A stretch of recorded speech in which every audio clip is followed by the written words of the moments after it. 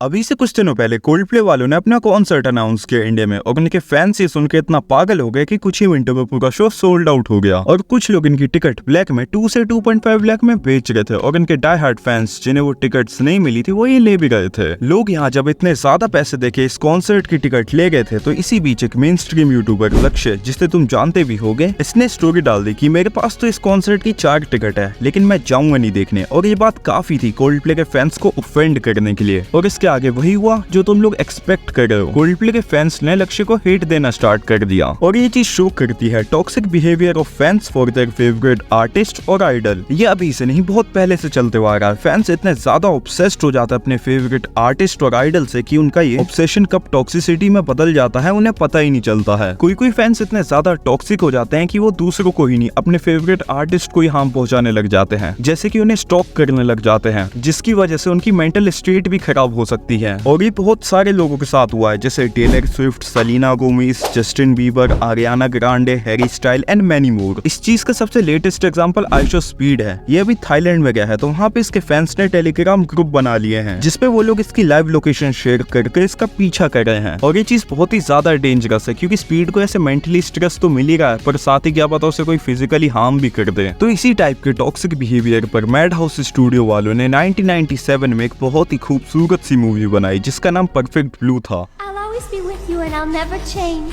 Not a bit, but I have a problem.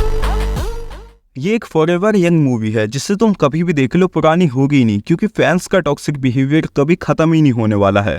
देखने आए हैं पर अब उसने सोचा है एक्ट्रेस बनने का, इसलिए वो अपने लास्ट कॉन्सर्ट में अनाउंस करती है, धन्यवाद मुझे मेरे J-pop आइडल की जर्नी में सपोर्ट करने के लिए, लेकिन अब मैं ये काम छोड़ रही हूँ क्योंकि मुझे मूवी एक्ट्रेस बनना है। तो मैं आशा करती हूँ जैसा कि आप लोगों ने मुझे अभी सपोर्ट किया वैसा आप लोग मुझे तब भी सपोर्ट करेंगे। तो ये लोग जो इसका लास्ट कॉन्सर्ट देखने आए थे इन्हीं में ही इसका एक बहुत ही कट्टर फैन भी आया था। ये इतना बड़ा फैन था इसका कि कुछ लोग जो मीमा के कॉन्सर्ट में दंगे कर रहे थे उनसे जाके लड़ने लग जाता है। हाँ वो अलग बात है कि ये पिट जाता है वहाँ पे, लेकिन तब भी ये चीज तो सोचने वाली है कि ये बंदा एक ऐसी लड़की के लिए लड़ने चला गया जो जानते भी नहीं है कि ये एग्जिस्ट भी करता है और ये चीज इसके ऑब्सेशन को शो करती है। लेकिन इस चीज से मीमा को क्या मतलब, she didn't give a F और वो अपना लास्ट कॉन्सर्ट खत्म करके घर चली गई। और जब वो अपने घर पर इंटरनेट यूज कर रही होती है तो उसे एक साइट मिलती है जिसमें सब कुछ लिखा होता है कि कब वो पार्टीज में जाती है, कब शॉपिंग करती है। इन शॉर्ट वो सब कुछ लिखा होता है कि वो हर दिन क्या क्या काम करती है। ये सारी चीजें पढ़ के वो स्टार्टिंग में तो खुश होती है कि लोग उसे इतनी ज्यादा इंपॉर्टेंस दे रहे हैं, लेकिन दिक्कत तब शुरू होती है जब ये डिटेल्स ज्यादा ही पर्सनल होने लग जाती है। मतलब इतनी पर्सनल कि उसे ऐसा लगने लग जाता है कि 24 घंटे उसे कोई ना कोई देख रहा है। और ऐसा इसलिए होता है कि उन डिटेल्स में ऐसा भी लिखा होता है कि उसने मेट्रो से निकल के सबसे पहले राइट फुट रखा था। तो तुम अंदाजा लगा सकते हो कि ये कितनी डिटेल में लिखा हुआ है। और ये काम बहुत सारे लोग मिलकर नहीं कर रहे थे, वो अकेला फैन कर रहा था। वो 24 घंटे मीमा को स्टॉक करता था, उसके बाद इस साइट पे डिटेल्स अपलोड कर देता था। ये सारी चीजें उसे मेंटली इल बनाने के लिए बहुत थी, लेकिन फिर उसकी जिंदगी में एक और दिक्कत आ जाती है। उसे अपने लाइफ डिसीजन पे अफसोस होने लगता है क्योंकि उसने एक्ट्रेस बनने से पहले ये सोचा था कि उसे बहुत ही ज्यादा रोल ऑफर होंगे, लेकिन जब वो फुल टाइम एक्ट्रेस बनी तो उसे कोई रोल ही नहीं मिल रहे थे। पर एक दिन उसे एक रोल ऑफर होता है जो कि थोड़ा नहीं बहुत ही ज्यादा सेक्सुअल था क्योंकि वो एक रेप सीन था। पहले तो उसने ये सोचा कि वो ये ना करे, लेकिन फिर पता नहीं उसके दिमाग में थॉट कहां से आया कि एक चैलेंज है किसी भी एक्टर के लिए, तो उसने ये चैलेंज समझ के कर लिया। ये सीन कुछ ज्यादा ही एक्सट्रीम था जिसे देख के मुझे खुद अच्छा नहीं लग रहा था। तो सोचो उस डाई हार्ड फैन की क्या हालत हुई होगी जिसने मीमा को अपनी लाइफ का पर्पस मान लिया था। ये सारी चीजें मीमा का डाई हार्ड फैन किसी तरह डाइजेस्ट कर ही रहा था, तभी मीमा एक और एक्सट्रीम स्टेप लेती है और न्यूड फोटो शूट कर लेती है। और ये चीज देख के मीमा के उस डाई हार्ड फैन की मेंटल स्टेट एफ्ड अप हो जाती है। ये मत समझना कि मैं उस फैन के साथ सिंपैथाइज कर रहा हूँ, मैं बस ये बताना चाहता हूँ कि इस फैन की मेंटल स्टेट पे क्या असर हुआ होगा जिसने मीमा को अपनी लाइफ का पर्पस मान लिया है। और अब उस फैन की तो छोड़ो, मीमा को खुद ही रियलाइज होता है कि उसने ये सब एक चैलेंज समझ के तो कर लिया, लेकिन अब उसे खुद अंदर से गिल्ट होने लग जाता है कि वो पहले कितनी हैप्पीली जी रही थी बिना किसी तनाव और अफसोस के, और अब क्या करी अपनी जिंदगी के साथ। और इस चीज की वजह से वो अपने माइंड में एक इमेज बना लेती है कि पहले वाली मीमा जो एक J-pop आइडल थी वो रियल है और जो एक्ट्रेस मीमा यानी जो प्रेजेंट वाली है वो फेक है। ये मैं अभी बता रहा हूँ तो तुम्हें शायद से उतना अच्छे से समझ ना आए, लेकिन जब तुम मूवी देखोगे तब तुम्हें एकदम अच्छे से समझ आ जाएगा। तो मीमा की तो मेंटल स्टेट एकदम एफ्ड अप हो ही गई है, तो वो कैसे अपने आप से साइकोलॉजिकली डील करेगी और उसके इतने ऑब्सेस्ड फैन का क्या रोल होगा। क्योंकि तुम्हारे दिमाग में क्वेश्चन तो आएगा होगा कि उसके इतने डाई हार्ड फैन का मेन एम क्या है, क्यों वो मीमा को हर जगह स्टॉक कर रहा था और अपने तरीके से प्रोटेक्ट कर रहा था। ये सारी चीजें जानने के लिए तुम्हें ये मूवी देखनी पड़ेगी।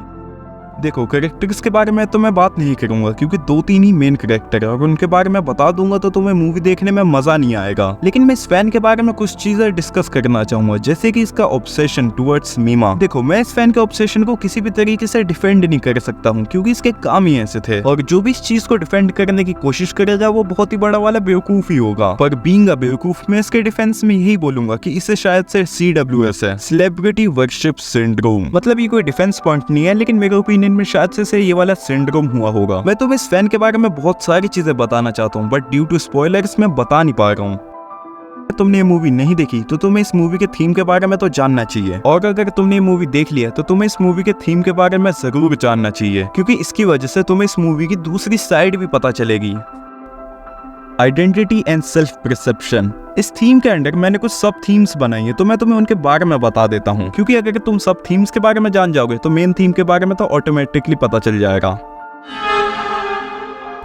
मीमा जब एक पॉप आइडल थी तो उसके फैंस और पब्लिक ने उसके बारे में ऐसा पर्सोना बनाया हुआ था कि वो बहुत ही क्यूट और इनोसेंट सी लड़की है। लेकिन जब वो एक्ट्रेस बनी और उसने ज्यादा मैच्योर और कंट्रोवर्शियल रोल करने स्टार्ट किए तो पब्लिक के क्यूट और इनोसेंट वाले पर्सोना की वजह से वो अपने ऊपर ही अपना कंट्रोल खोने लग गई। ये चीज शो करती है कि कैसे पब्लिक पर्सोना किसी इंडिविजुअल की पर्सनैलिटी को कैसे डिस्ट्रॉय कर सकता है, और ये बहुत ही कॉमन है एंटरटेनमेंट इंडस्ट्री में। इस चीज का मैं तुम्हें बहुत ही रिसेंट एग्जाम्पल देता हूँ। तो तुम लोग मेरी वाइफ ही तृप्ति जी को तो जानते ही हो गए। तो जब इन्होंने लैला मजनू और कोआला के बाद एनिमल में भाभी 2 का रोल प्ले किया था तो फैंस इन्हें हेट देने लग गए थे। और हाँ, ये ओल्ड फैंस थे जो इन्हें लैला मजनू के टाइम से फॉलो करते हुए आ रहे थे। ये बोलने लगे कि आपको ऐसे रोल नहीं करने चाहिए थे, आपकी तो हमने इतनी अच्छी इमेज बना रखी थी। तो इनसे मैं यही बोलूंगा कि तुमने अपने दिमाग में किसी का कैसा भी पर्सोना बना रखा है, लेकिन तुम उसे किसी के ऊपर थोप नहीं सकते कि तुझे तो ऐसे ही रहना पड़ेगा जैसे तू मेरे दिमाग में है। इस चीज का कोई रियल लाइफ एग्जाम्पल देना हो तो मैं तुम्हें अपनी लाइफ से ही देता हूँ। अभी 2-3 दिन पहले मैं अपने स्कूल के उन दोस्तों से मिलने गया था जिनसे 11th के बाद बात खत्म हो गई थी, और पता नहीं क्यों खत्म हो गई थी, बस खत्म हो गई थी। हाँ, तो इनके दिमाग में अभी भी वही मेरी फनी और एक्सट्रोवर्ट वाली इमेज बनी हुई थी, लेकिन अब मैं थोड़ा शांत रहने पे ध्यान देता हूँ। तो ये सब पूछने लगे क्या हुआ भाई, तबीयत तो सही है तेरी? तो मैं इन्हें कैसे बताऊँ पर्सनैलिटी चेंज हो गई भाई की। तो इस चीज में इनकी भी कोई गलती नहीं है क्योंकि मैंने ही तो ऐसे काम किए थे जिसकी वजह से इनके दिमाग में मेरी ऐसी इमेज बन के रखी थी। पर लोगों को भी समझना चाहिए कि हर आदमी मल्टी इमोशनल होता है और इसके चॉइसेस और पर्सनैलिटी टाइम के साथ चेंज हो जाते हैं। और यहाँ तो हम एंटरटेनमेंट इंडस्ट्री के आर्टिस्ट के बारे में बात कर रहे हैं, तो लोगों को समझना चाहिए कि ये लोग स्क्रीन पे कुछ और हैं और रियलिटी में कुछ और इन्हीं सारी चीजों से अगला पॉइंट आता है the pressure of public perception. इस मूवी ने बहुत ही अच्छे से दिखाया कि कैसे प्रेशर ऑफ पब्लिक परसेप्शन किसी को मेंटली डिस्टर्ब कर सकता है। हमने पूरी फिल्म में देखा था कि कैसे फैंस और मीडिया के परसेप्शन ने मीमा के दिमाग में ये थॉट डाल दिया कि पॉप आइडल मीमा बहुत ही अच्छी थी और एक्ट्रेस मीमा बेकार। इन्हीं सारी चीजों की वजह से हमें मूवी में और मीमा की लाइफ में एक और नई थीम देखने को मिलती है, self perception and reality. Reality और इमेजिनेशन में एक लाइन होती है, लेकिन ये मूवी उस लाइन को ब्रेक करके रियलिटी और इमेजिनेशन को ब्लेंड कर देती है, जिसकी वजह से एक सेंस ऑफ डिसोरिएंटेशन हो जाता है मीमा के लिए भी और ऑडियंस के लिए भी। जैसे जैसे वो अपने मेमोरीज और एक्सपीरियंसेस पे डाउट करने लग जाती है, वो वैसे वैसे रियलिटी और इमेजिनेशन में फर्क नहीं कर पाती है, जिसकी वजह से वो अपने पब्लिक पर्सोना को रियल मानने लगती है और अपने सेल्फ परसेप्शन को खो देती है। और इन्हीं सारी चीजों की वजह से हमें अगली थीम भी देखने को मिलती है, मेंटल फ्रेगमेंटेशन। मीमा के दिमाग में 4 पर्सनैलिटीज चल रही थी। सबसे पहले तो वो जो उसका रियल सेल्फ था, सेकंड उसकी फॉर्मर पॉप आइडल वाली पर्सनैलिटी, थर्ड जो पब्लिक और मीडिया ने बनाई थी, और लास्ट एक्ट्रेस बनने के बाद वाली। और इन चारों पर्सनैलिटी को इतनी खूबसूरती से दिखाया इस मूवी ने कि तुम्हें पता ही नहीं चलेगा कि कब कौन सी पर्सनैलिटी रियल में है और कौन सी इमेजिनेशन में।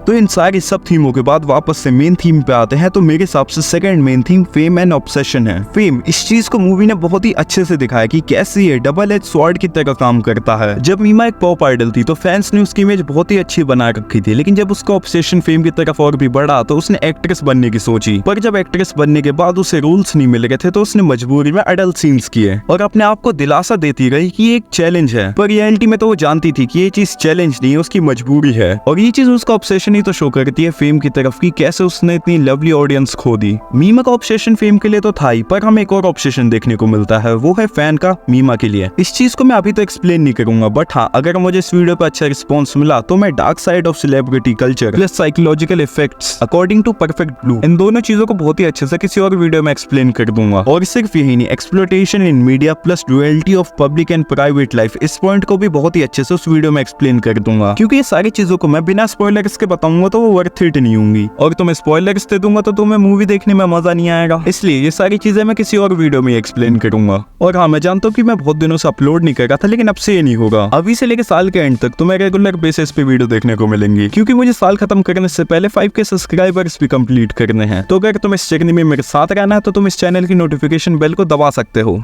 ये जो तुम्हारे स्क्रीन पे वीडियो आ रही है ना, मुझे लगता है तुम्हें देखनी चाहिए, तो जाके देख लो।